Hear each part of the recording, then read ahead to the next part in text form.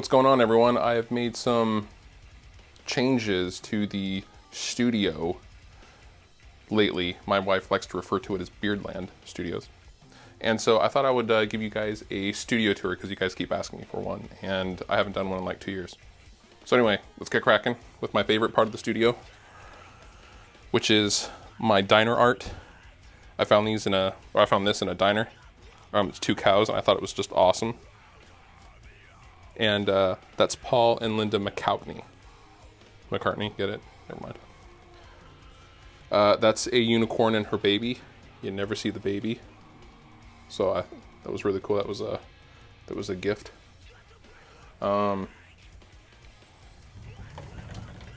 Next in my closet, oh goodies, it's just a bunch of cables and tools and boxes of stuff and cases and hard drives and amp foot switches and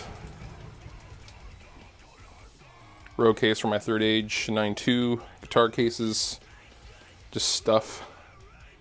For amplifiers, we have a Bugera Tri-Rec, a third age 9.2, which is it's kind of a Marshall Soldano-y kind of a thing. It's wonderful. One of my favorite amps, the PV6534 Plus. And then we have a PV-JSX, which has 6L6 tubes because the EL34 tubes are pretty honky and kind of like the low end. These are my stuff drawers, basically. I have just cables and power supplies in there. And in here I have strings. My favorite strings, of course. Clear tone. Always hooking it up. I have extra strap stuff for the clip locks. Stickers. Like metal bicycle stickers. What do we have down here? Oh, it's just extra camera and audio stuff. A grip for my T3i. GoPro. Some mic pouches. And then here I got a bunch of pedals. It's Pigtronics Warhog. Pigtronics sent me. I have a Dunlop Green Rhino. A Swollen Pickle. Protone Bulb Overdrive, Sound by Bulb. A Dark Glass. Vintage Microtubes. Dodd Phaser, Dodd Preamp 250, Protone Dead Horse Overdrive, that's a good one. ISP Decimator, never leave home without it. I have not tried the new ones. Tuner, for obvious reasons. One of my favorite overdrive pedals, the Maxon ST9 Pro Plus.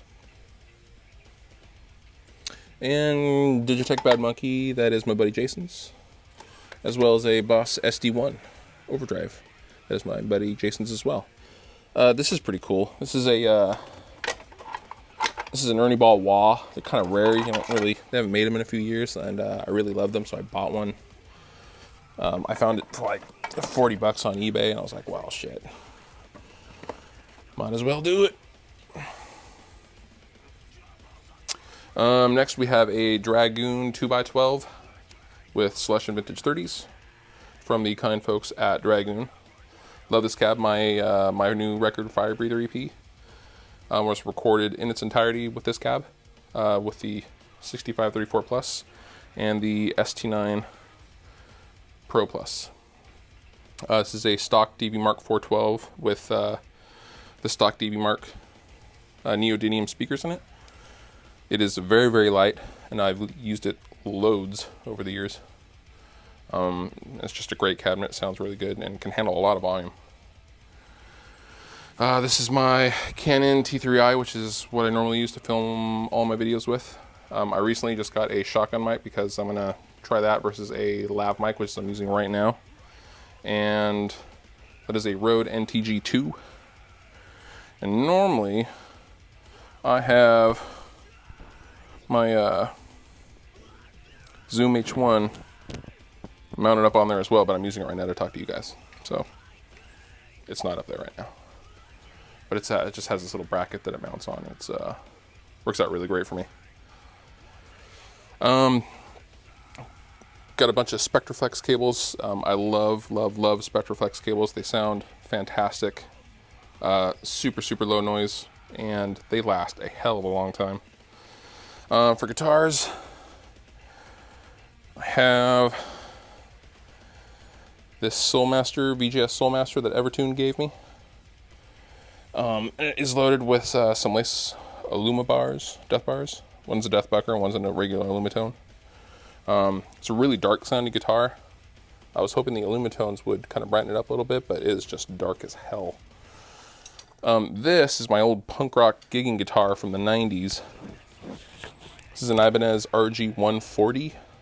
They only made this body style in 1988. And from what I can tell, it's some kind of a custom model, because I can't find any documentation where they made something with made one of these with just a single volume and 2 humbuckers. Just kind of weird. I don't know. This is a Sterling sub Stingray bass. It's a cheap bass, but it has a lace Manowar MM4 pickup in it, which makes it sound much better. I use this stuff for the standard. I use this bass for the standard tune stuff. This bass I use a shitload. This is a Schecter P Custom. It's totally stock. I don't want to do anything to it. It just sounds fantastic. I use it for all my drop tune, like drop A sharp stuff. And it's a 130 gauge on the low E. Heading over to the rack. Obviously a Kemper profiling amp. A radio reamp JCR that I use for reamping all of my stuff. The rack is pretty simple. It's just basically a power supply, kind of a multi-switch. It's not really a power supply. Well, I guess it is a power supply, but it's not a power conditioner. Sans amp RBI, which I used on the new record as well, into the Torpedo 2 notes. This is just lovely, and if you like real amps and you like playing at home, get one of these. Worth every penny. This is a Ultra Patch Pro by Behringer that is not in use, that my buddy Jason gave me. This is a Hosa PDR 369, and basically I'm using this to extend the inputs of my Focusrite Sapphire interface to the front of my rack. So basically on the back of this, you just have some short XLR cables going into the adjacent inputs of the Focusrite, so I don't have to get back behind the rack every time. And for a backup, my tried and true Presonus FirePod, which Presonus graciously repaired for me, and I love, and it's been there for me when others have not been. These are my headphones that I use to check my mixes on. They are Sony MDR 7506s. My buddy Aaron Smith from Envisage Audio uses them, and so I got some, and I love them. Sound really great, and they have been true friends. These are just some tools and some picks. My cases that the beard combers come in. These are my microphones. This is an Audio-Technica ATM 250 DE. It's a dual capsule mic. It has a condenser and a dynamic mic in it as one, and it has a splitter cable, which is right here, and it splits off, and so you still have 2 inputs like you normally would if you use 2 microphones. This is a vintage Shure 545 SD Unidyne. It's kind of like the daddy of the SM57, but it's less boxy sounding in the mids. This one's from the early 80s. This is a Sennheiser E609, which I love to death. When used, especially with the 57, my buddy Jason Frankhauser told me to try it with the 57 together, and it's been fantastic. Audix i5, which I don't really use that much, but it's great on snare drums.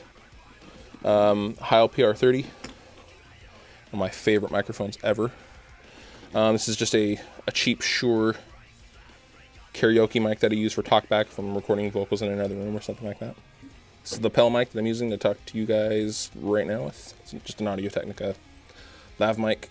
My positive grid adapter for the iPad. And I just got a bunch of stuff, including some of my signature unshaven pickups that I have yet to put in a guitar, because I haven't had time. On the desk, I just got these new JBL Lsr 305 monitors. They're pretty inexpensive. They're like 150 bucks, but they use the waveguide from the M2 series, which is like their $3,000 reference speakers. And the high-end detail on these speakers is just incredible, and they were so good, I got rid of my Lsr 2325 series. Eventually I'm going to step them up to, I don't know, eventually I want to get some event opals or something like that, but for now these will do. Just have the various hard drives, USB 3, Firewire, USB 3, 27-inch iMac with the i7 processor, and all that good stuff. It's great for video. I just got that. This is a JBL MSC1 room correction slash monitor controller.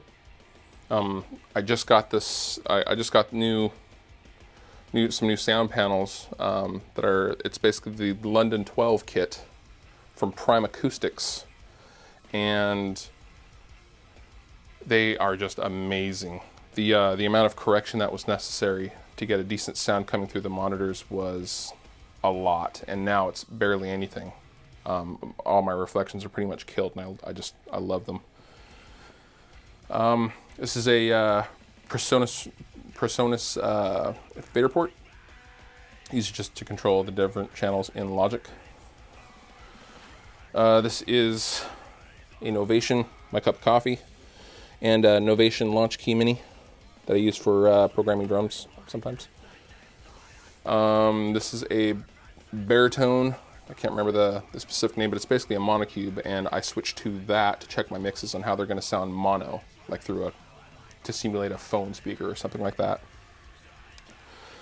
This is a 2009 MacBook Pro with a solid state drive and a PreSonus audio box. This is basically my little mobile rig, and I also use this rig to surf the net if the main computer's crunching some heavy video or something like that. This is the Focusrite IS-81 preamp that I'm borrowing from my good buddy Jason Burns, that he let me borrow along with the Shure SM7 to track vocals for the Fire Breather EP. It's very nice of him, and he always has the choice gear and he lets me borrow it, which is awesome.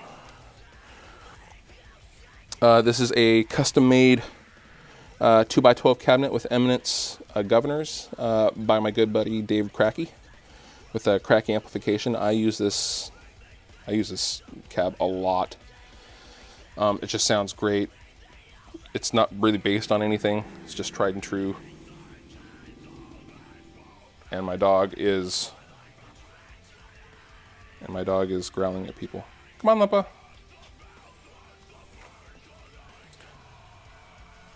Anyway, this is a 1995 Fender Mexi Strat with the Lace Billy Corgan approved lace sensors, the blue, silver, and red in the bridge.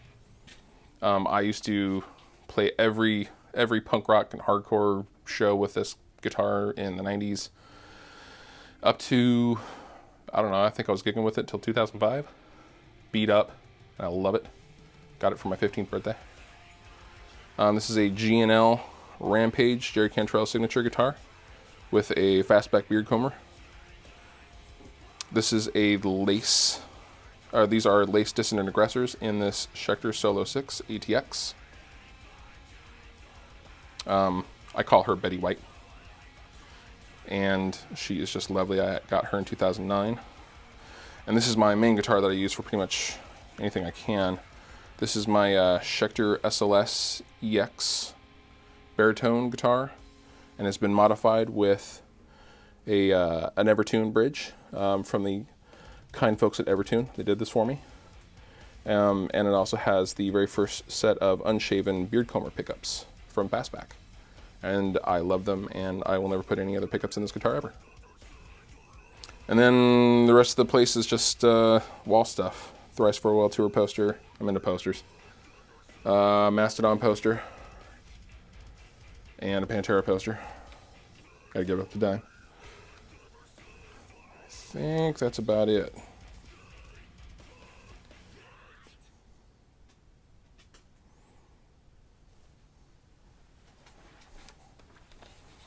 If you have any questions, let me know. And that is Beardland Studios. Thanks for watching.